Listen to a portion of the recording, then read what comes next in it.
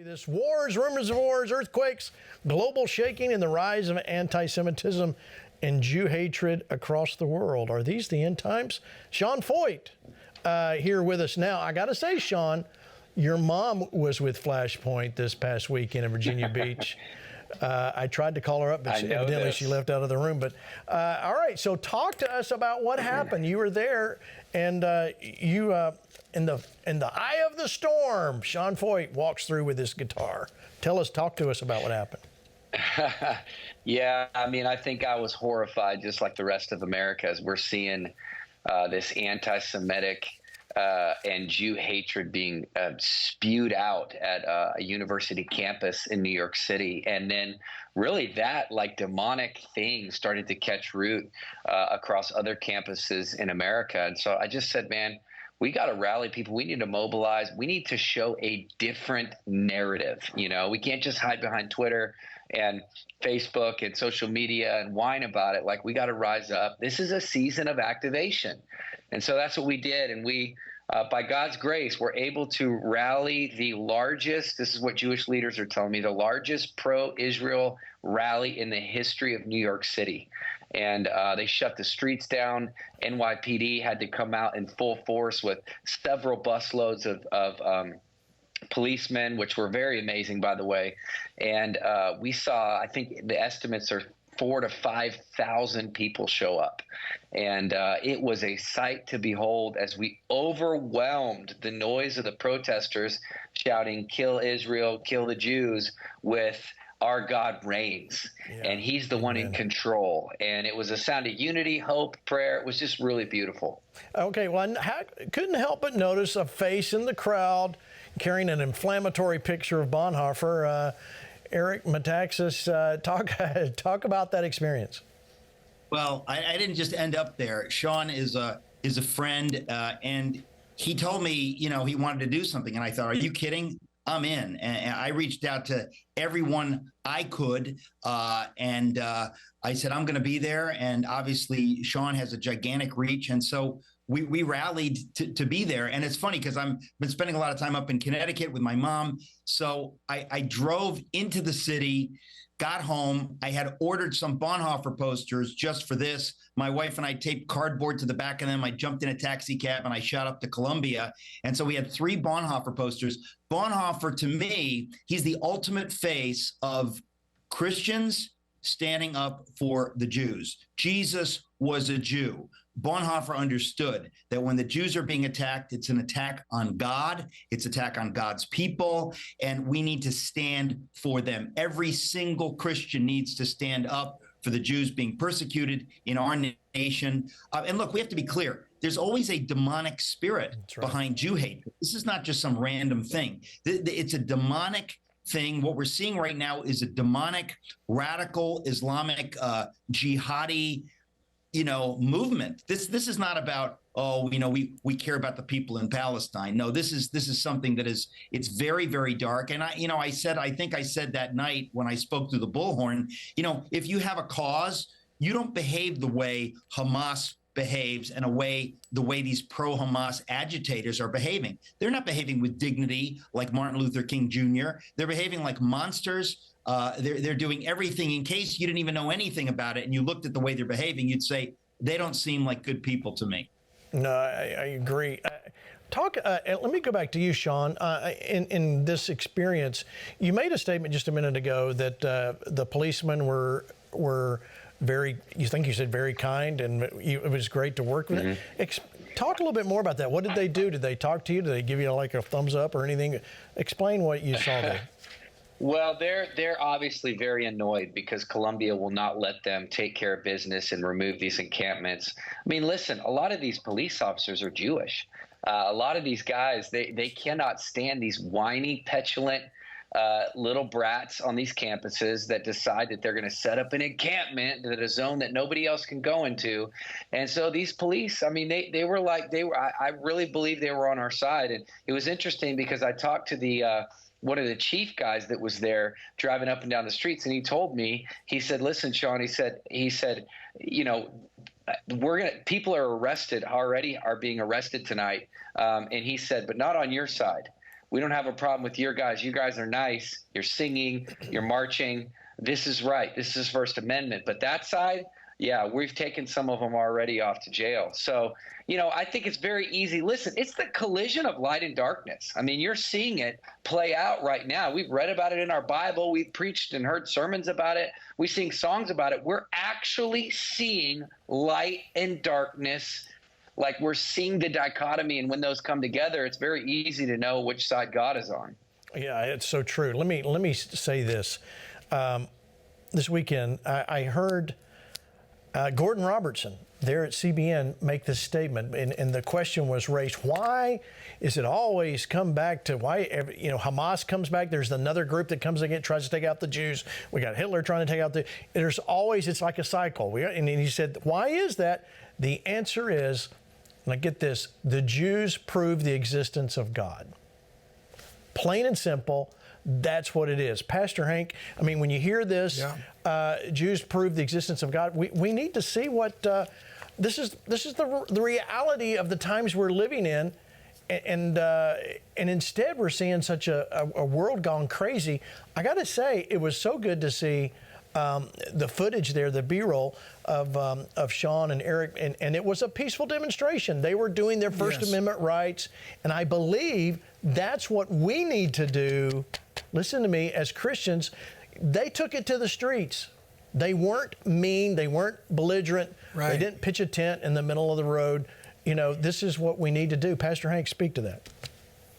Well, I agree with the guests. Of course, what Eric said, this is, demonic manifestations. And of course, Sean said it brilliantly. This is a battle between light and darkness. And I also love what you just said, Pastor Gene, that the reason there's been for, generations and centuries, the hatred against the Jews, obviously we saw that with Hitler and such, is because the God factor who has caused this uprising that you see of those who want to, lash out at the Jews. They want to kill them, such as we're seeing. But, something that I've always wondered, and I love watching Sean with the thing that he's doing is, there was a time when the prophet had to come to his servant. Elisha had to come to his servant.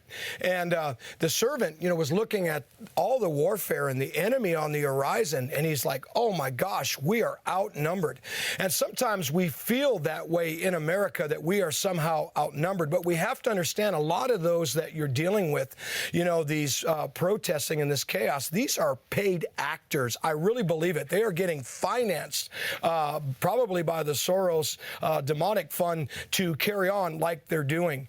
And some of it is just others who are misinformed. But the bottom line is, it looks like we're being outnumbered. But what would happen? And the prophet opened the eyes of the servant, and he began to see the angelic realm, and they realized that there was actually more on the side of righteousness than there was against them. I say that because anytime you align with God, like with Israel and with us who love God, you are always on the side that wins. And I want to see from Christians, those who say they love God, those who say they love Israel, to begin to gather peacefully, like you mentioned, by the masses. There's more of us than there is of them. And what would happen if we would peacefully let our voice and our stance be known?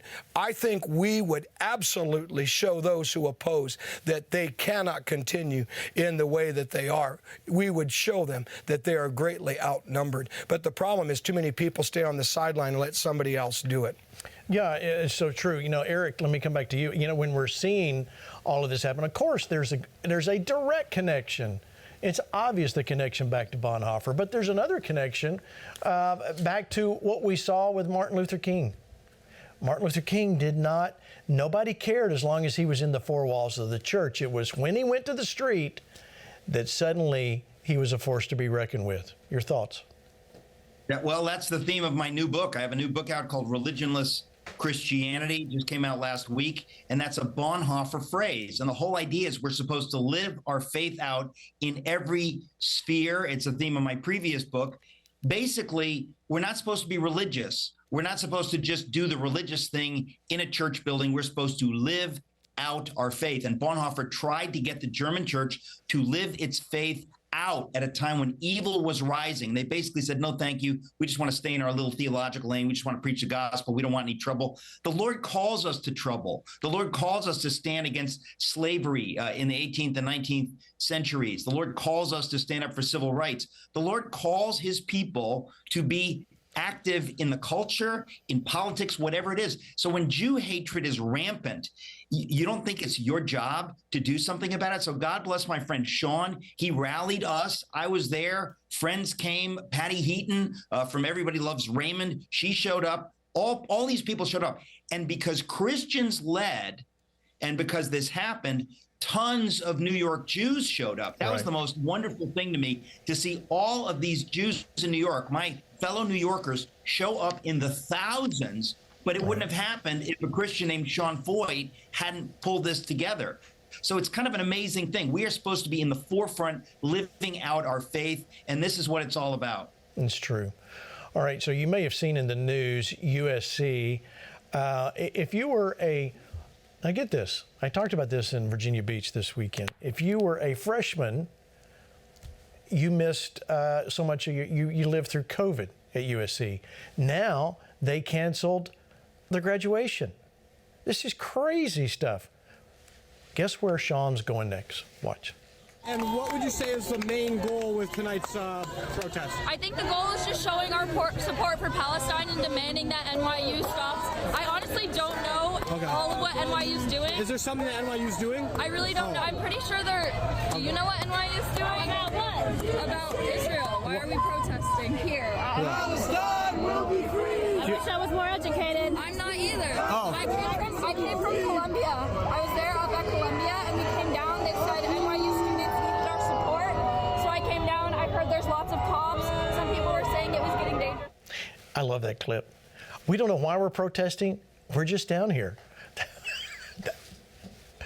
I don't know. We heard there was pizza. All right. Speaking of USC, I just had to show you that. Watch this. I love this country. I love this country. Go back to whatever country you come from. America. You're not from here.